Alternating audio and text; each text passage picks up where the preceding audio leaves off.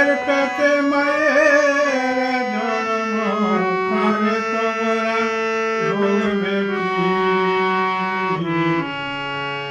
তাদের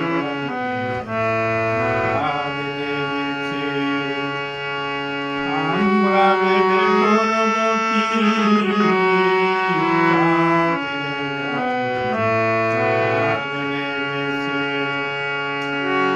ছয় মাসের এক কন্যা ছিল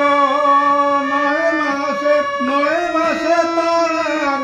গর্ভ হলো গো 6 মাসের এক কন্যা ছিল